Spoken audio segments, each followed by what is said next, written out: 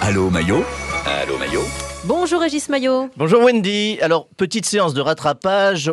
Hier, j'ai mis en boîte le meeting du candidat altermondialiste Emmanuel Macron. Vous savez qu'il nous avait fait une superbe imitation de Besancenot.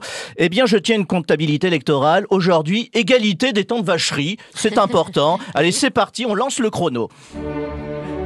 Alors, pendant que Emmanuel Macron, notre Hugo Boss Chavez des Terrils du Touquet, remusclait sa jambe gauche, Anne Hidalgo, la candidate en PLS, était en meeting. Enfin, vu la fréquentation, la locution speed dating aurait été plus appropriée. Elle était à Paris, au cirque d'hiver. C'est la première fois qu'on voyait un éléphant tourner en rond dans un cimetière. Ça, c'est fait. Jean-Luc Mélenchon, à présent, le retraité qui veut travailler plus, lui avait pris le Capitole à Toulouse. Oui, parce qu'à Washington, il aurait pris la porte depuis bien longtemps. Suivant, Éric Zemmour, à présent, lui s'est fait rattraper par son propre programme. Il s'est fait expulser, pas de France, mais d'un terrain de foot par le frère de Zinedine Zidane.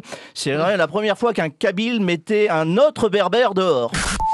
Puisqu'il est question de porte à Versailles, Valérie Pécresse a fait le plein. 5000 spectateurs, moins 1. Et oui, Nicolas Sarkozy, qui avait une invite, il n'est pas venu. C'est dommage, il n'avait rien à faire. Bah oui, le dimanche, les tribunaux sont fermés.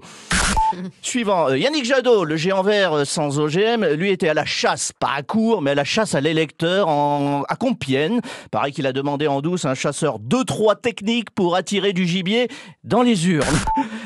Nicolas Dupont-Aignan, lui, s'est rendu à la foire du trône, à côté de la fête à Neuneu, certainement. Jean Lassalle, lui, était à Pau. Demain, il sera à Lourdes pour un miracle.